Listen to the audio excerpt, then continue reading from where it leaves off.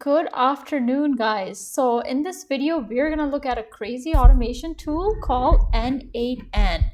n8n is a tool that helps automate tasks between different apps. Instead of doing the same steps manually every time, you create a workflow and n8n runs it automatically. And best part, you can add AI. You can add ChatGPT prompts. And it will save the prompting in the memory, so it will remember what you have talked before. This is an insane breakthrough. It basically connects different systems together so they can work without you doing the work each time. For example, let's say in here somebody fills out a form on a Facebook lead. Normally, you would check the form, copy the information, save it somewhere, maybe send a follow-up email. With n8n, that can happen automatically within this one screen that I'm showing you here. As soon as I get a lead from Facebook, I'm sending out them email and text. And you know what? I can change exact time I'm going to follow up with them, how many times I could follow up with them. I can do a lot with this. Why n8n is useful? It saves time because it handles repetitive tasks automatically. It connects different apps together, like you can see here, Twilio, email, Facebook, etc.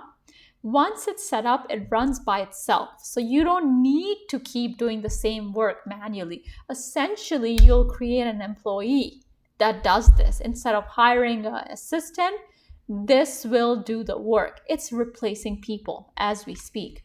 You can visually see this workflow, so it's easy to understand and see how the process works. So essentially, how n8n works. In n8n, everything is built using nodes. You can see this is node 1, node 2, node 3. A node is just one step in the workflow. You can connect these nodes together to create a process. Think of it like this. Something happens, data gets processed, and action happens. Lead form submitted here, data gets processed, split out, and action like email and texting happens. So in this, what are different types of nodes you can drag and drop? So essentially, you have an AI node, builds autonomous agents and summarizes the search documents. You have the action node, like what are you going to do after you have data? Are you going to connect to Affinity? Are you going to send an email? Are you going to send a text? Are you going to send whatever you want? So this is data transformation node. With data transformation node, you can manipulate the data so that it's easy to work with. This is flow, where you can merge things together, add an if-else statement, create switch statements, etc. Then you can add in human review for etc. for things that you need. So this is really useful. So let's go over a little bit of detail inside trigger nodes.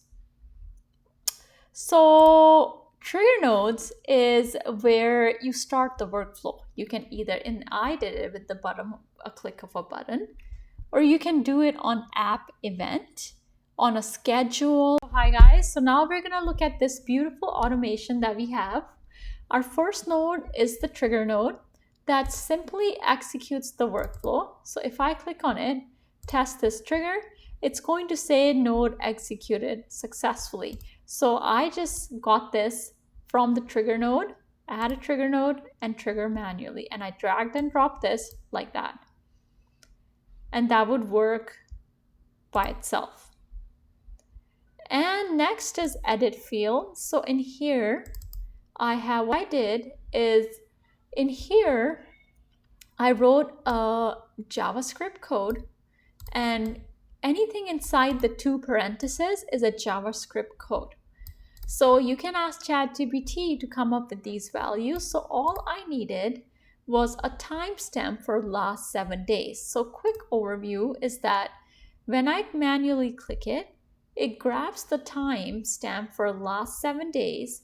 It feeds it to the Facebook Graph API, grabs my particular ad that I have for my services, and it gets all the leads from that ad from last 7 days And then it splits out the leads into a nice, breaks down the array of all of, let's say I have 10 users, it splits them out one by one. One by one, it sends the email, sends the text message, sends the email, sends the text message.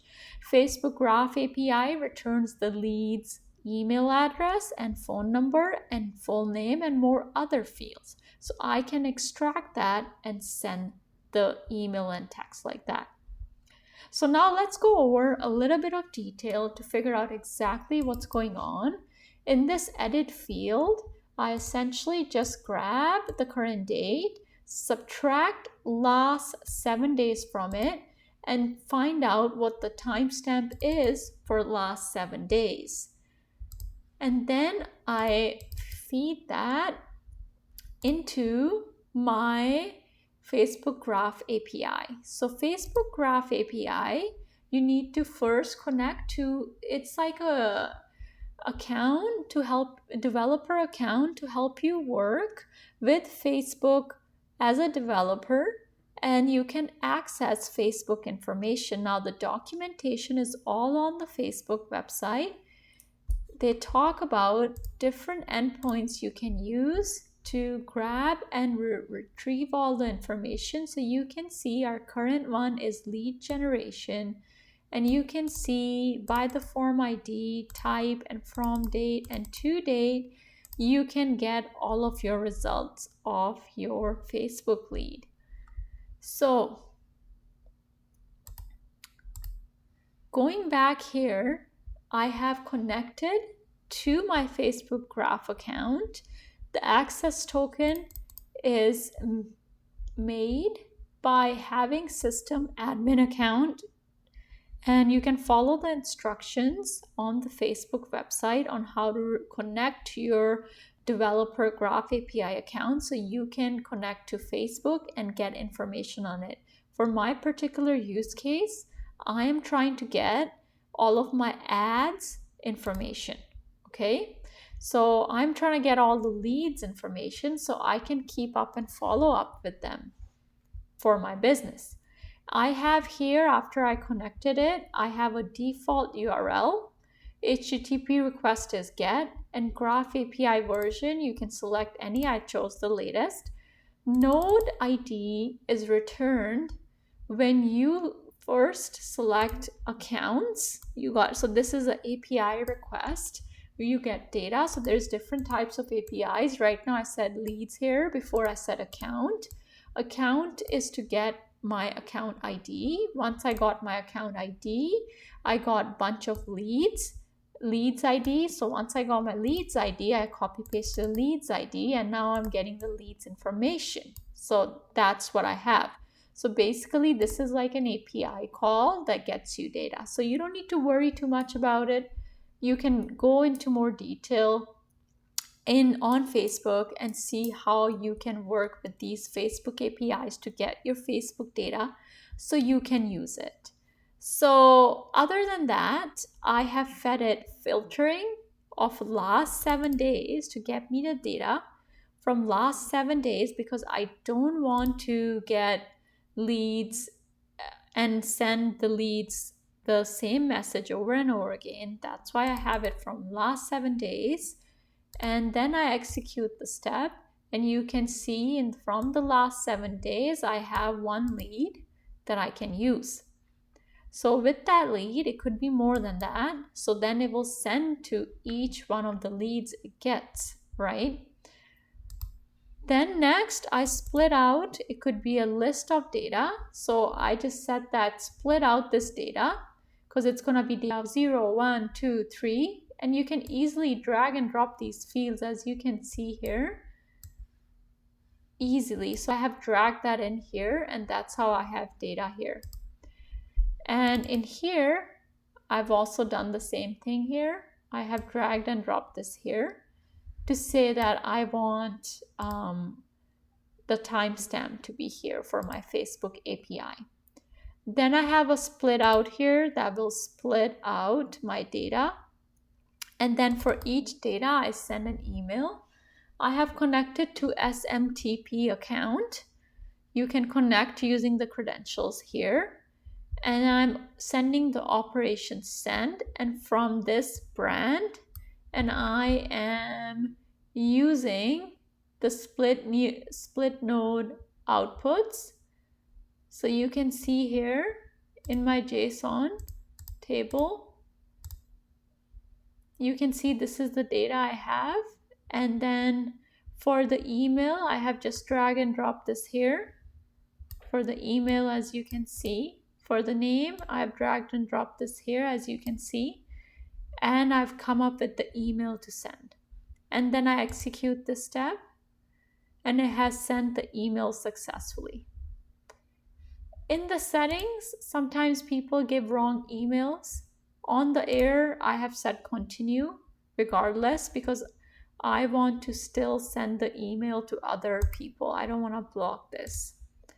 And same with Twilio. Twilio is a service to send text messages. It's very easy. You can just grab a phone number, and this is Twilio phone number.